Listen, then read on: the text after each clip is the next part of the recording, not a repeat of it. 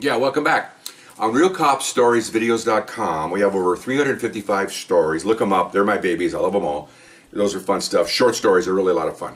Now we're going to a question and answer period. Okay, but people have been asking me questions, and I give you answers on tape. If you want to email me, I can email you back and give you the answers. And if you want to email me, go to this, okay, rsbcopstories@gmail.com. Okay, high tech here. Okay, and go on here, and we're going to answer some right now. The ongoing story has been, because there's several parts going on here, is someone asked me about supervisors, and this is for 35 years.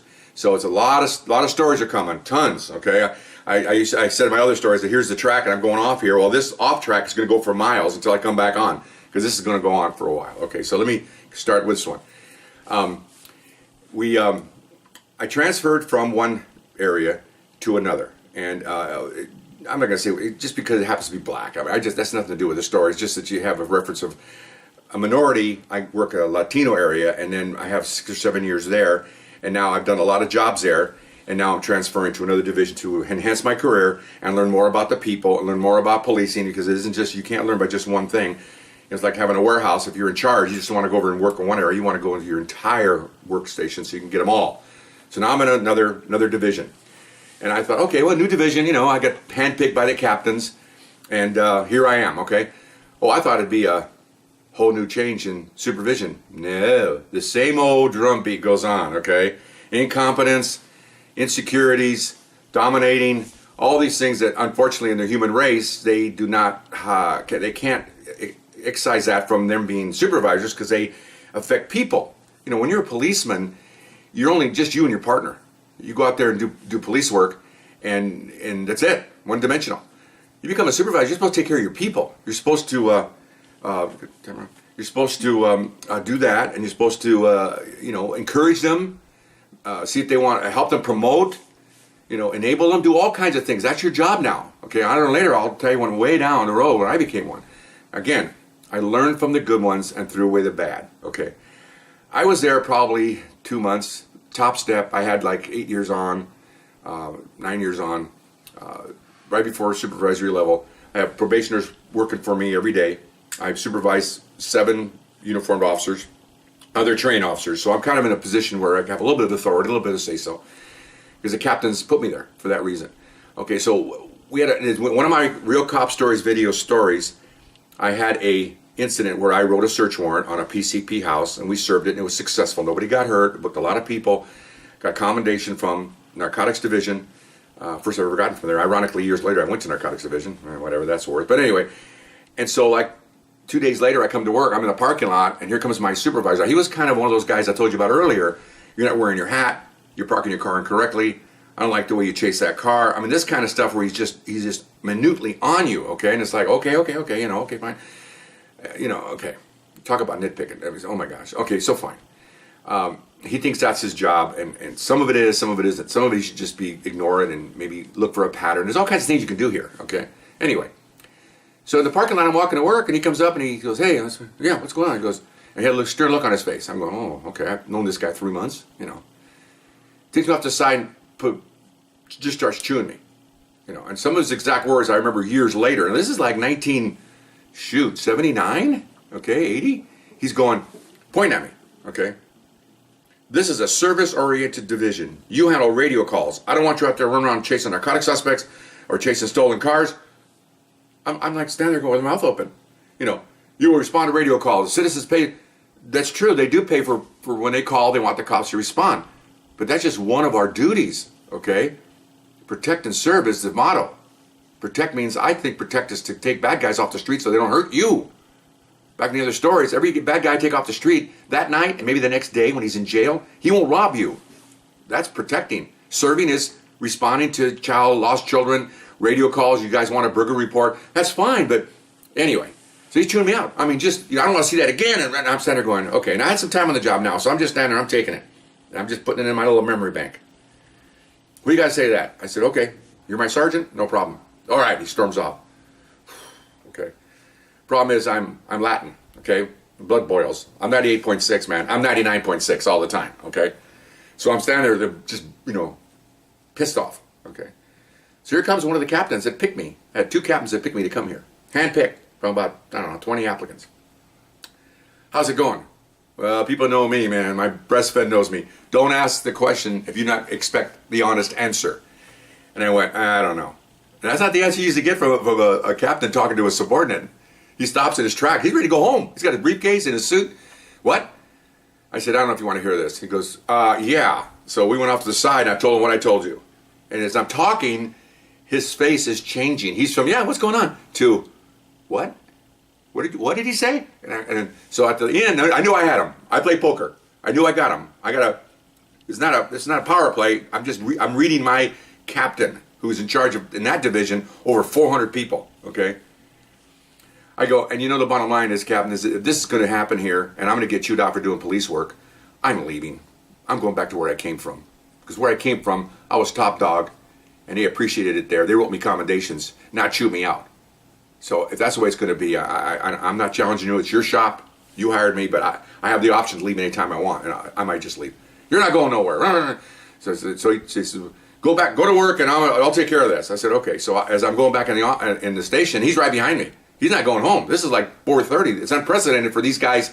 Once you get in a position of captain and above, it's 9 to 5. Weekends off, holidays off. You don't, unless you get called in on a shooting or something, but he's right behind me. Okay, so I walk in there, I go upstairs to the locker room.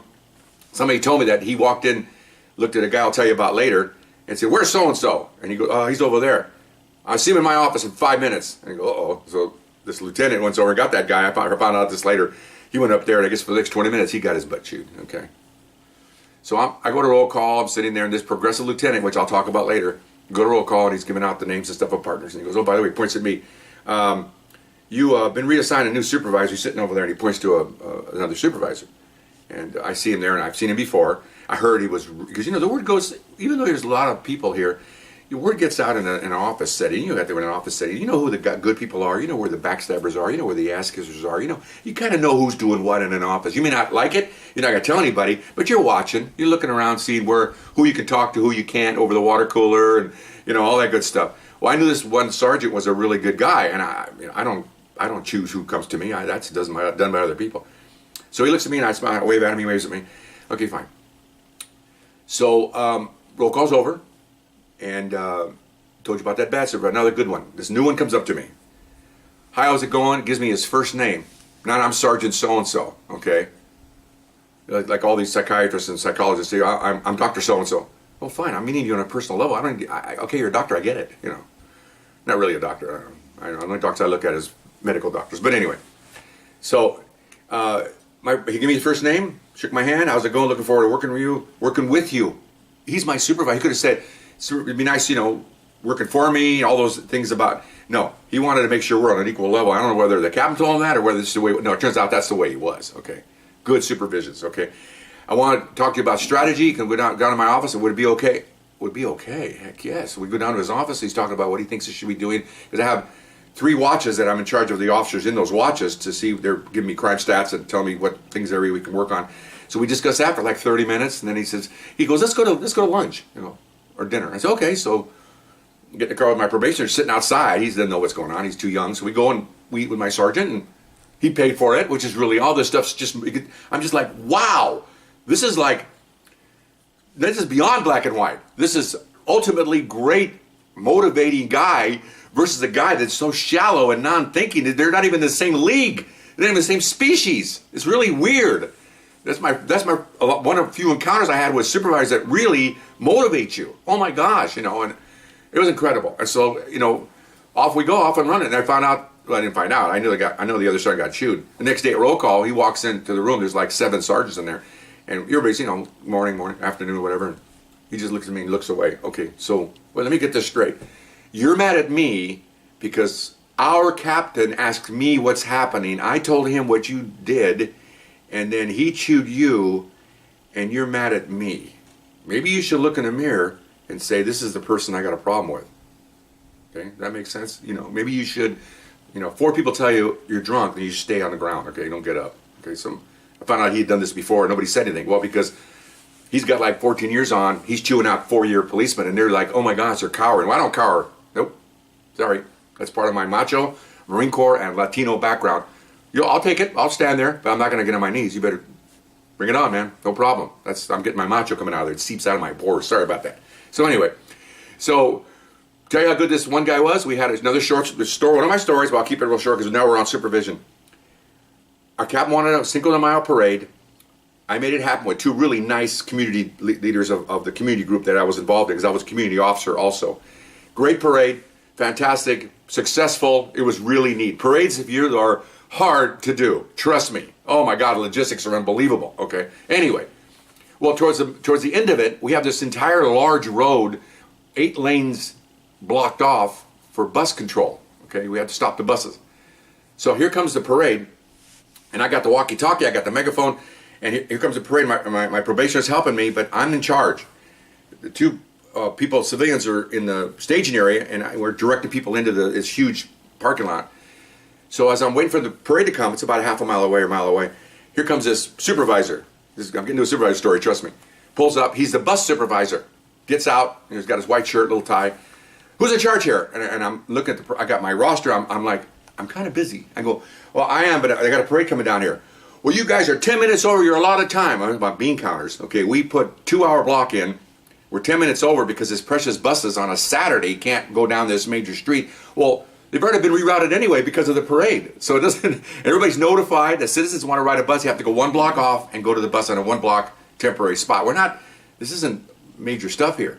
But he's all, 10 minutes over, he's showing his watch. And I go, well, I'm sorry, but the parade's coming. I don't have time for this. Who's your supervisor? I go, oh my God. I said, I don't have time for you. He goes, you need to talk to me. I said, okay. And I'm looking around for my supervisor, and that really good one is standing over there talking to my civilian counterparts. I go, Sarge. He turns and I go, he points at this guy. So he comes over. Are you in charge? He goes, oh, are you in charge of him? Points at me. And I look at him. I'm busy, man. I got stuff to do.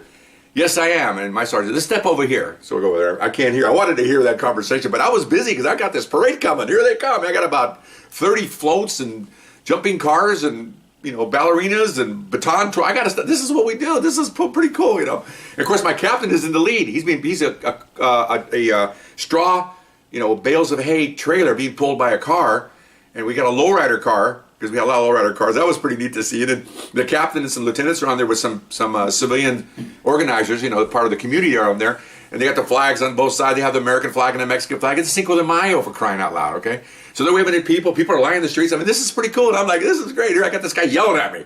So I'm trying to hear. I couldn't hear. So the parade's coming. I happen to turn around every once in a while. And next thing I see is my supervisor doing this to him. Right in his face. I'm going, oh, this is a good thing. The guy's standing there taking it. The next thing, I look back and he's gone. And I look over, he's in his car, the supervisor from the buses. I can look, he's right here. I mean, he's right almost next to me. And he's sitting like this. I raised 2 girls, man. That's a 9-year-old pout, okay? He's just pissed off, okay? So I went, whoa, what happened to him? Shut him right down. Okay, so anyway, so the parade gets done. And they come in, and this takes about a good maybe 45 minutes to get everybody in. So once we get off the street, then I get on the radio and go, okay, clear the streets, up come the barricades, and everything's back to normal as if it never happened. Okay, so we're doing everybody did a great job. Everybody's really happy. It really was a nice day. And so as soon as they open the gates, the guy gets out of his car, looks down the street, he sees his precious buses coming, he gets in his car and he just takes off. And I go, okay. So I go, what happened? He goes, I told him, he kept yelling at me, and I told him, we're not gonna open the road. We have a parade. Do you understand that? He kept telling me, now it's 12 minutes over, 14 minutes over. Really? Bean counter, huh? Okay. So finally I told him, he wanted to get the megaphone and start telling the parade people to hurry up. And so I told him, no, we're not. And by the way, I'm tired of talking to you and you're getting in my way because we're trying to run this operation. So go sit in that car or I'm going to arrest you for interfering with a police officer. Looked at him like, you're going to arrest me? He goes, yes. You got about 20 seconds to get in that car. This is talk about a different supervisor. So I guess he just kind of shuffled off the buffalo. And he's in there. And he's sitting there waiting for, So I'm like, whoa. He goes, would you arrest him? He goes, no. I just played a bluff game and he lost. Scared him. I said, well, good. I mean, what the heck is this all about? He goes, the captain was beaming. He was putting his arms around us. I mean, this is a good thing. The citizens were proclaiming that we were the next, savior of the community. It was a neat thing. So that's the difference in supervision, okay? All right, so that's a good one. Now, that's the end of those stories.